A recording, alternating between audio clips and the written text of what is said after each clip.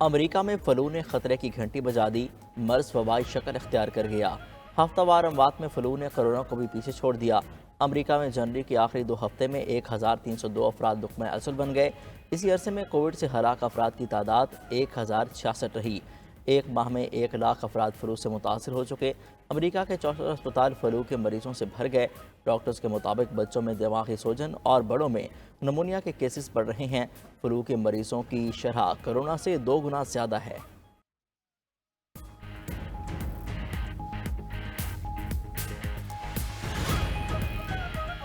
امریکہ کی یورپ کو پھر ٹکر، آزادی اظہار رائے پر کھری کھری سنا دیں۔ امریکی صدر ڈونلڈ ٹرمپ کہتے ہیں یورپ آزادی اظہار رائے کا حق کھو رہا ہے۔ یورپ میں بہت سے جرائم ہیں۔ نائب صدر نے کہا کہ میونخ کانفرنس میں الزامات سے بھرپور خطاب کیا، کہا کہ برطانیہ میں آزادی اظہار پسپائی اختیار کر رہی ہے۔ آزادی اظہار سے متعلق خطرہ روس سے بھی بڑا ہے۔ یورپ کو چین یا روس نہیں، خود اپنے آپ سے خطرہ ہے۔ جے ڈی وینس کے خطاب پر حاضرین حیران، کسی نے بھی تالیاں نہ بجائیں۔ حماس اور اسرائیل کے درمیان قیدیوں کا چوتھا تبادلہ آج ہوگا۔ حماس کا 3 قیدیوں کو رہا کرنے کا اعلان، نام اور تصاویر جاری کر دیں۔ اسرائیل کی جانب سے 369 فلسطینی قیدیوں کی رہائی متوقع۔ عمر قید کی سزا پانے والے 36 قیدی بھی شامل۔ اسرائیل کا رفح بارڈر پر موجود تیار گھر غزہ لے جانے کی اجازت دے جانے سے انکار۔ مغربی کنارے میں اسرائیلی جارحیت بھی جاری، 25 روز میں 25 فلسطینی شہید۔ اسرائیلی فوج کی غزہ اور بیروت پر بھی بمباری۔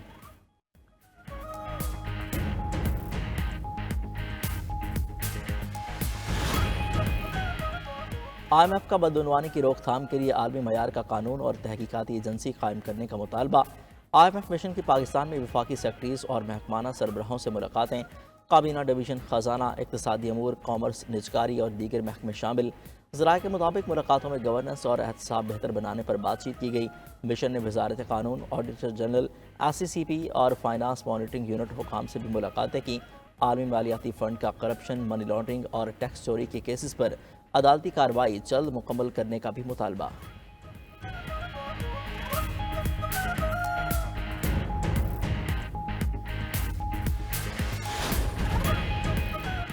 چین کا عروج مثبت پیش رفت، خوف زدہ نہیں ہونا چاہیے۔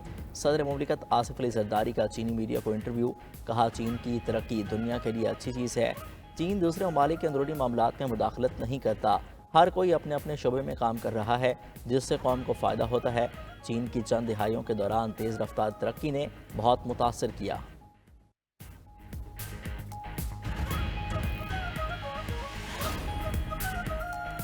امید ہے ترقی یافتہ ممالک کلائمیٹ فائنانسنگ کا وعدہ پورا کریں گے۔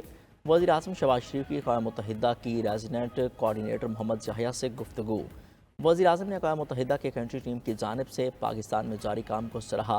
وزیر اعظم نے موسمیاتی تبدیلیوں سے نمٹنے میں تعاون مزید مضبوط بنانے پر زور دیا۔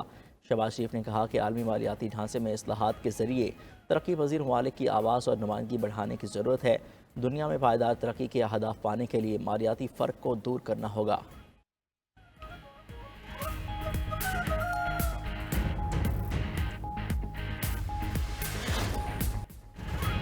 پاکستان نے ٹرمپ مودی ملاقات کا اعلامیہ یک طرفہ، گمراہ کن اور سفارتی اقدار کے منافی قرار دے دیا۔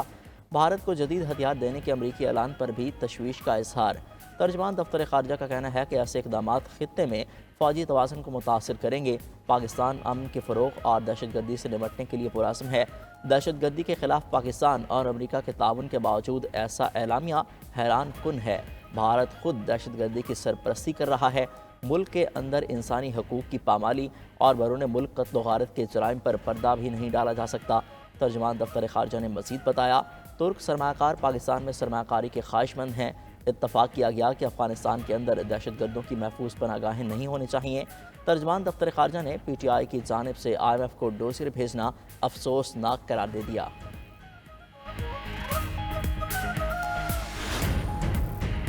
تاریخ میں پہلی بار کوئی عالمی ادارہ چیف جسٹس سے ملا، جو افسوسناک ہے۔ حکومت نے ایسا معاہدہ کیا کہ آئی ایم ایف خود جا کر عدلیہ سے پوچھ سکتا ہے۔ پی ٹی آئی کے سینیٹر علی ظفر کی سینٹ میں گفتگو، بولے پاکستان میں نفرت کے طوفان برپا ہیں۔ حکومت نے عوام سے احتجاج کا حق چھین لیا۔ پیکا ایکٹ کو سینسرشپ کے طور پر استعمال کیا جائے گا۔ عدالتی خود مختاری اور صحت کو بھی نقصان پہنچایا جائے گا۔ Chairman P T I barrister Gohar کا کہنا ہے بانی پی ٹی آئی نے خط میں عوام کے مسائل کا ذکر کیا، امید ہے آرمی چیف بال کو پاس نہیں کریں گے، ملک کی بہتری کے لیے ضروری اقدامات ہونے چاہیے، پارٹی ممبران قومی اسمبلی پارٹی ڈسپلن کے پابند ہیں، جس نے پارٹی سے متعلق بات کرنی ہے وہ پارٹی فورم پر کرے۔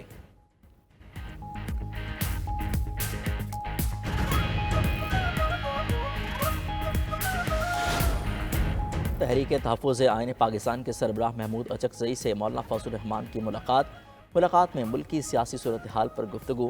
ملاقات میں مولانا عبدالغفور حیدری، محمد اسلم غوری، سینیٹر کامران مرتضیٰ، مولانا اسد محمود اور دیگر رہنما بھی موجود تھے۔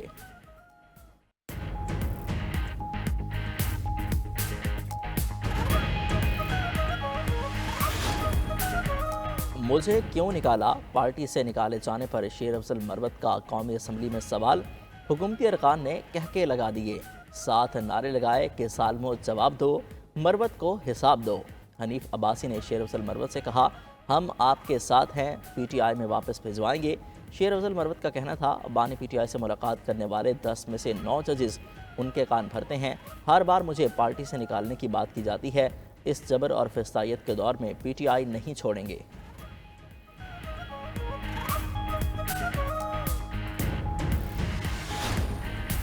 اسلام آباد میں پی ایف یو جے کا پیکا ترمیمی ایکٹ کے خلاف احتجاج، صدر international federation of journalist Dominique Pradalie, صدر P F U J Rana Muhammad Azeem اور دیگر کی شرکت۔ ریلی رکاوٹیں عبور کر کے ڈی چوک پہنچی اور علامتی دھرنا دیا۔ صدر آئی ایف جے ڈومینک پراڈلی نے کہا کہ 140 ممالک کے 6 لاکھ صحافی پاکستانی صحافی کمیونٹی کے ساتھ ہیں۔ صدر P F U J Rana Muhammad عظیم کا متنازع پیکا ایکٹ کی واپسی تک احتجاج جاری رکھنے کا اعلان۔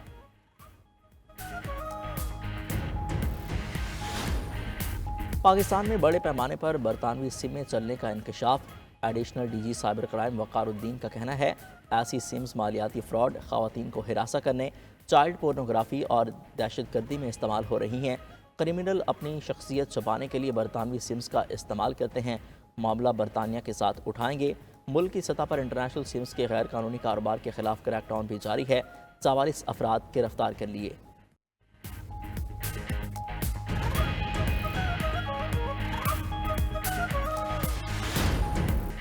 کورونا ویکسین لازمی قرار دینے والے اسکولوں کی وفاقی فنڈنگ روکنے کا ایگزیکٹو آرڈر جاری، امریکی صدر کے انرجی ڈومیننس کونسل قائم کرنے کے حکم نامے پر بھی دستخط۔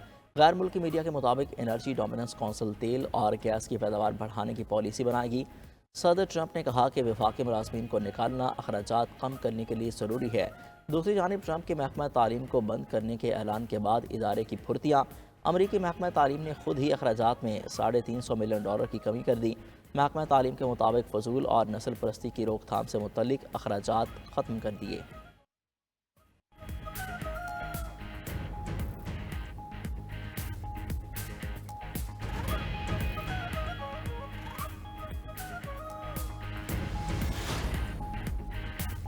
G7 اپنی اقتصادی اہمیت کھو چکا، روسی ترجمان دمیتری پیسکوف کہتے ہیں G7 گروپ تیز رفتار ترقی کرنے والی معیشتوں کا اتحاد نہیں رہا۔ امریکی صدر تسلیم کر چکے ہیں کہ روس کو G7 سے نکالنا بڑی غلطی تھی۔ اقتصادی ترقی کے پیرامیٹرز دنیا کے دوسرے خطوں میں منتقل ہو چکے ہیں۔ G20 عالمی اقتصادی ترقی کی بہتر عکاسی کرتا ہے۔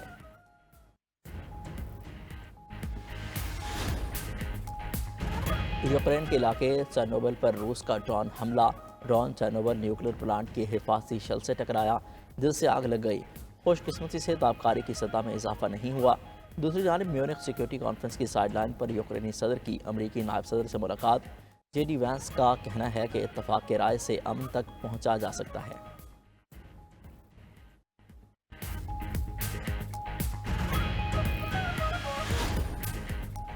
مسیحیوں کے روحانی پیشوا پوپ فرانسس کی طبیعت ناساز، سانس کی تکلیف کے باعث اسپتال منتقل۔ پوپ فرانسس کی سانس کی نالی میں انفیکشن کی تشخیص ہوئی۔ پوپ فرانسس روم کے جمیلی اسپتال میں زیر علاج ہیں۔